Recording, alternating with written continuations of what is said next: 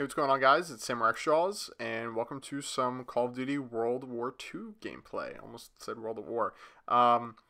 Yeah, so I went down to E3 and didn't know anything about Call of Duty. Wasn't even expecting to play the game or them to even have a multiplayer demo or recording sessions, and found out that they did. I was there for a business that I'm working on that I went to talk to some game publishers and accessory companies about, and I got in touch with Alan Johnson over at Activision. Shout out to Alan, who ended up hooking me up with the opportunity to record the game, which was awesome. It was actually at the same time as Nade Shot, so got to hang out with Nade Shot for a little while.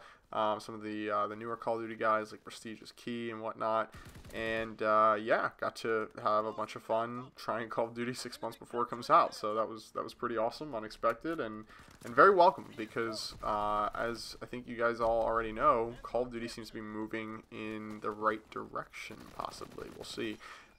So on that note, today what I want to do in this video, as the title of this video suggests, is answer a really simple question that I think you all will care a lot about, which is, should you buy Call of Duty?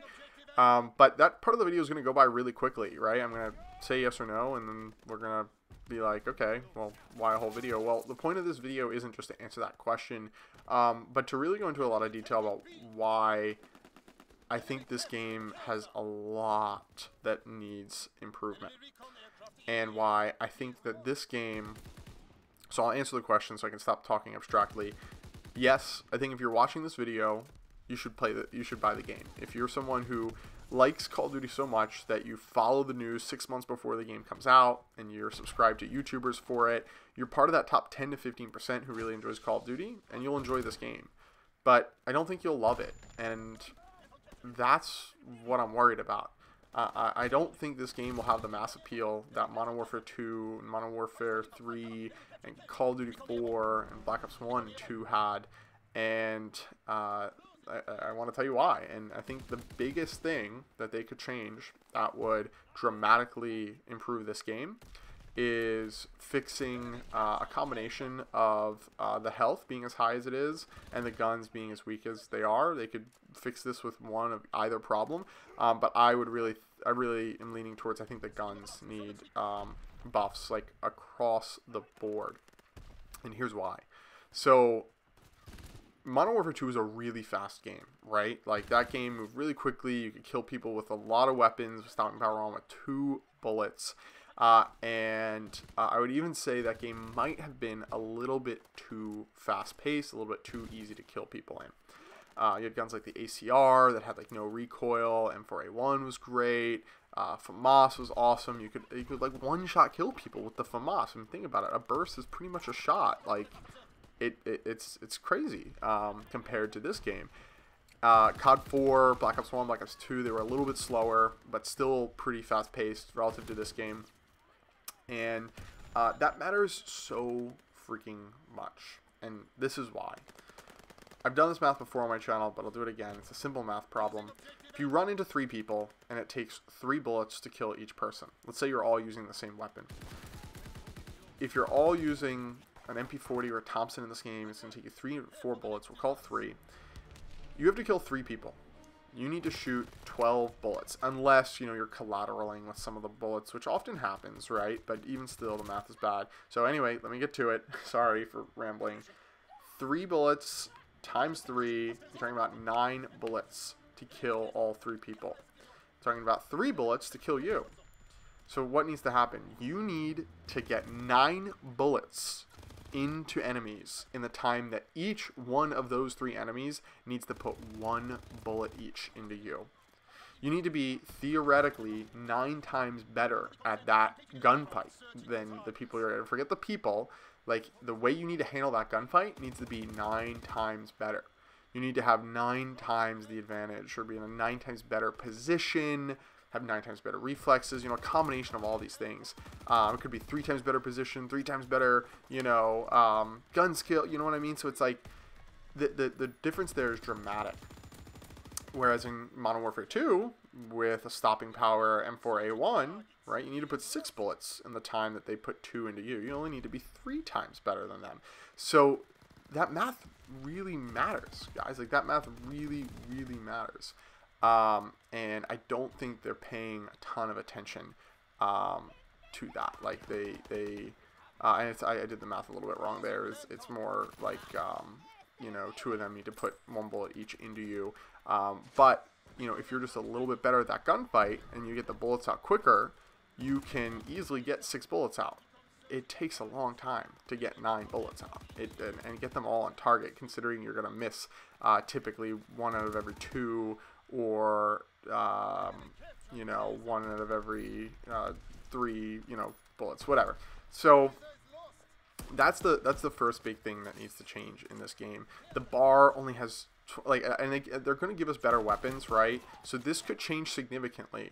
But I don't think they gave us bad weapons. I don't think they gave us B-rate weapons. I think some of these are some of the A weapons. I know the PPSH is coming, and there's another assault rifle that's coming that look like they'll be better than the ones in this game. But I don't think they gave us, like, terrible guns. I don't think those guns are going to be drastically better.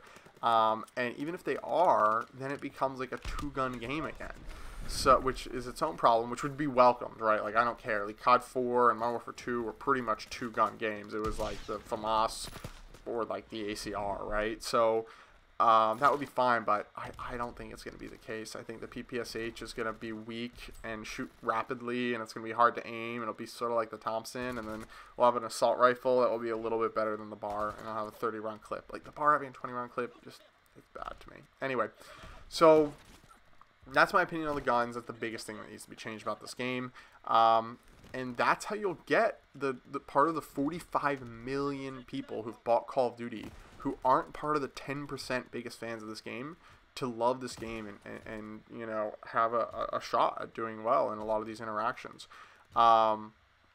So that's number 1. The second biggest, most important thing is that the map design isn't great. It might be hard to see in this gameplay, but the center of this map is like the most congested clusterfuck of an area. But the maps are getting better than the past couple of games. So the last couple of games, the Call of Duty makers deviated from the 3-lane system, it felt like. And in this game, all the maps that we played did have 3 lanes, like a center, a left, a right. And some great maps from other Call of Duty games have 4 lanes, right? There's like a little side lane or something like that. But they pretty much all benefited from one great thing, aside from the 3 lanes, which was like a pretty big center area that was kind of treacherous to go through, so a lot of people wouldn't, because you could just get caught with an assault rifle across the map. But there was a big benefit if you could make it through, and if you had a great shot and could kill the person at the other end with an assault rifle who would be camping or whatever there. In this game, the centers of the map are all super congested, so a lot of people want to rush because you've got all this cover. And then you end up with like 3 people rushing your spawn, and they're super close to you, and it's hard to kill them fast because of the weapons and the health. And, you know, if they've got SMGs, you're just screwed. So there's all these things there at play when the center of the map is super congested. That really sucks. And then I'd say, and that's not going to change, right? Like, the health and the bullets might, you know, the health on the guns might change, but we're not getting better maps, right? Like, we might have some good ones in here. I hope we do. There's usually always like 3 or 4 great ones, but we'll see. I hope these 3 maps aren't indicative of the way all of them are designed. But I do want to applaud Sledgehammer for moving to the 3-map system. And then the last thing I wanted to throw in really quick is that there shouldn't be variants in this game. So I had to have someone explain that. Oh, 2 things. So 1, there shouldn't be variants in this game. I had to have T. Martin and Prestigious Key explain them to me because I didn't play the last couple of games. That just sounds scary and awful, and, you know, like, they're just trying to get us to buy those supply drops or whatever. No. I'd rather buy a $120 game that didn't have anything like that than fucking have to worry about supply drops and shit like that. And, you know, that's just kind of a move for them to make money. Like, I think we all know that. And then 2, or 4, I guess here, the second small point, is the kill streams seem hard to get. It seems like it took a while. I went on, like, some 7, 8, 9 kill streaks and had just, like, some of the okay things that would be, like, I guess, like a Harrier from previous games. And it takes forever to get them. So I think they should move towards more of a kill-based, non-skill streak setup here. Just like 7 kills gets you a really nice kill streak, or something like that. So that would make it play more fast-paced, like Modern Warfare 2, Modern Warfare 3, Black Ops 1, Black Ops 2, like all those games where 7 kills or whatever, and you got your thing. So, yeah, those are the things that need to change, guys. Those are the things that need to change. It's good. It's a good game. It's worth playing for 3 months, right? If you're one of the people who's obsessed with it, but been obsessed with Call of Duty. But I don't think it's gonna sell 20 million copies. It just doesn't. And people aren't gonna play it for a really long time, and it's gonna leave a lot to be desired. Like, this is where a lot of the original Call of Duty fans are deciding whether or not they want to keep playing Call of Duty or want to move over full time to Counter-Strike or League of Legends. So it doesn't have that staying power, and I think now that a lot of the early fans of Call of Duty, like me, who started playing when I was 14, 15 years old, I'm 23, and I'm deciding whether or not, I'm 22, I'm deciding whether or not I want to be a gamer anymore in my life, and this doesn't pull me in for a year, right? And that's what it's got to do for me to be like, yeah, I'm going to buy the next game, I'm a gamer. I don't know if I want to identify, like, yeah, that's pretty much it, guys. So I'll kind of leave it there, but this game leaves you kind of lacking. It's lacking. Anyway, you can tell I'm sad. Am I gonna play it? Am I gonna make YouTube videos for it? Yeah. I probably will do like 10-15 videos between now and when Call of Duty comes out, and then I'll try and do 1 video a week. It's the reason I did not play the past 3 games is because those games were not, good. So I really hope you guys will take what I said here. Honestly, I didn't make YouTube videos for those games because I didn't like them. I didn't think I could go a year playing a bad game like Advanced Warfare or Infinite Warfare or Ghosts, or even Black Ops 3, which was kind of weird. Alright, guys, hope you enjoyed the video. Hope to talk to you all soon. Take care.